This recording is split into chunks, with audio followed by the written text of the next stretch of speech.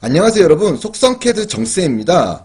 오늘은 KS 규격품 중 키에 대해서 도면에 적용하는 방법을 수업하겠습니다. 먼저 키란 축에 회전체를 고정시켜 회전력을 전달하고자 할 때 회전체가 미끄러져 이탈을 방지하기 위해 축과 구멍에 홈을 파고 쐐기 역할을 할 수 있게 체결하는 기계 요소입니다. 키 종류에는 첫 번째로 안장키입니다. 안장키는 새들키라고도 불리며 키를 축에 맞게 접촉면을 둥글게 가공했으며 작은 동력 전달에 사용하고 있습니다. 축에는 키온부를 가공하지 않아 축의 강도에는 문제가 없으며 구멍부에만 기울기가 들어간 키온부를 가공하고 키를 박아 사용합니다. 두 번째로 평키입니다. 평키는 납작키라고도 불리며 축에 키 너비만큼 평평하게 가공하여 사용하고 안장키보다 약간 더 큰 동력을 전달할 수 있습니다. 세 번째로 둥근키입니다. 둥근키는 핀키라고도 불리며 구멍과 축에 원형의 키홈을 가공하여 테이퍼핀 및 평행핀을 박아 사용하고 주로 작은 핸들의 고정용으로 사용합니다. 네 번째로 묻힘키입니다. 묻힘키는 성크키라고도 불리며 가장 일반적으로 널리 사용되고 축과 구멍의 양쪽에 키홈을 가공하여 키를 박아 사용합니다. 다섯 번째로 미끄럼키입니다. 미끄럼키는 패더키라고도 불리며 축과 구멍이 회전하고 회전하면서 축 방향으로 이동할 필요가 있을 경우 사용합니다. 여섯 번째로 접선키입니다. 접선키는 방향 전환과 큰 동력을 동시에 전달할 때 사용하는 키이며 두 개의 키를 서로 엇갈리게 박아 사용하고 일반적으로 접선키는 120도의 각도로 설치하여 사용합니다.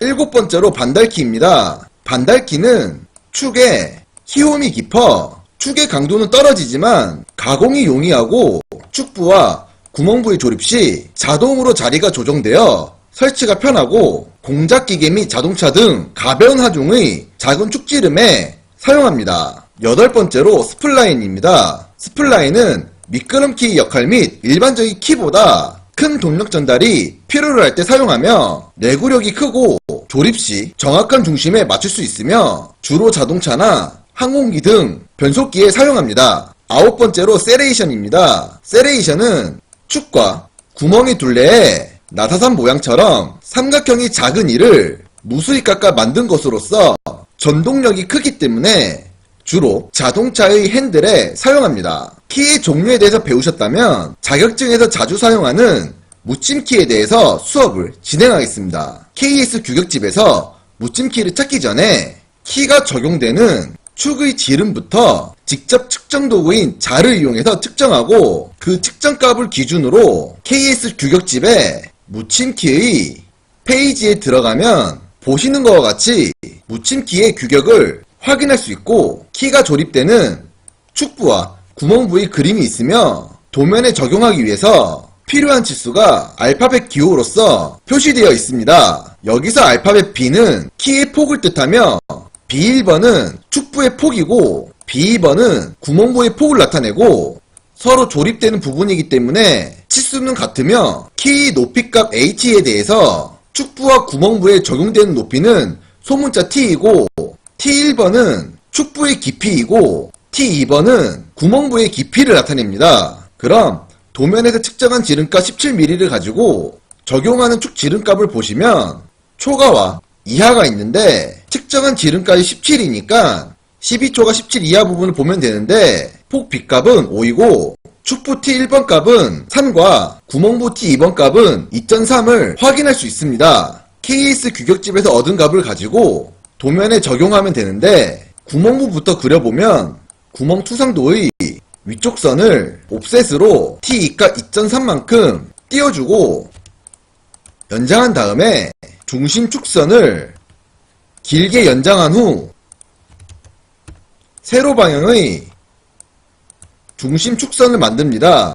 그 다음 위의 선과 아래 선 부분에 라인으로 두 개의 선을 만들어주고 중심축의 교차점을 기준으로 아래의 선까지 원을 만들어주고 위의 선 교차점에서 폭 B값 5짜리 원을 만들고 원의 4분점을 기준으로 두 개의 선을 만든 다음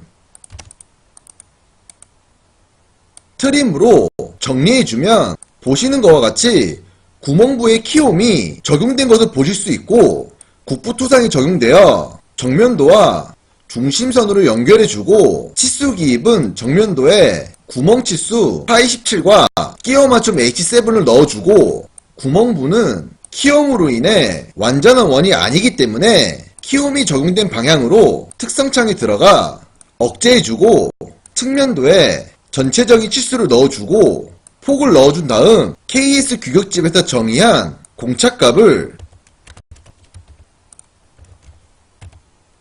넣어주면 됩니다. 폭 B에는 보통형 끼워 맞춤이 적용되므로 구멍부 폭에는 JS9를 적용해주고, 거칠기는 키홈부 윗면에 X를 넣어주고 측면에도 X를 넣어주면 됩니다. 그리고 구멍 H7에는 Y를 넣어주면 됩니다. 구멍부에 전체 치수를 주는 이유는 T1 값에 대하여 허공에 측정할 수 있는 방법이 없기 때문에 전체 치수를 넣음으로써 측정할 수 있습니다.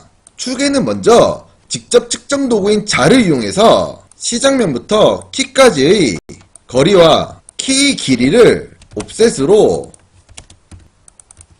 측정한 값만큼 간격을 띄워줍니다. 그리고 축부의 T1 값 3만큼 옵셋으로 간격을 띄워준 다음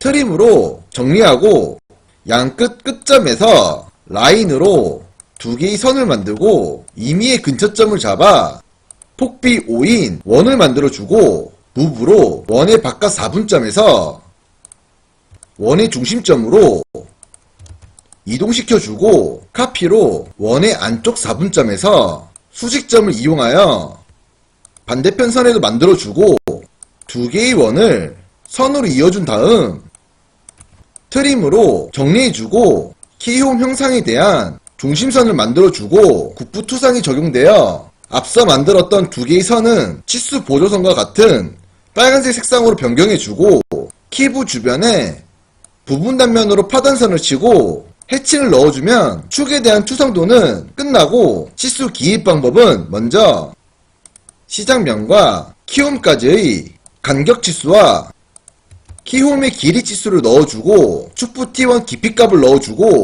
국부투상도에 키의 폭값을 넣어주고, KS 규격집에서 정의한 공차값을 넣어 폭에는 보통형 끼워 맞춤이 적용되어 N9를 넣어주고, 축부 T1 값에는 플러스 0.1의 허용차를 넣어주면 됩니다. 또한 키의 길이 치수에도 플러스 0.1의 공차를 꼭 넣어주십시오. 그리고 보통 축부의 대표 거칠기는 X이기 때문에 축부의 거칠기는 생략이 가능합니다. 자, 이렇게 해서 KS 규격에 대한 키의 종류와 묻힘키 기준으로 그리는 방법 및 치수 기입법에 대한 내용을 배우셨습니다. 자격증을 준비하시는 분들은 규격집을 참고해서 치수 및 공차를 그대로 가져와 적용만 하고 그리는 방법만 숙지하신다면 효과적으로 작업 시간을 단축할 수 있기 때문에 충분한 반복살이 꼭 필요합니다. 속성 캐드가 마음에 드셨다면 구독과 좋아요를 부탁드립니다. 이상으로 수업을 마치도록 하겠습니다. 감사합니다.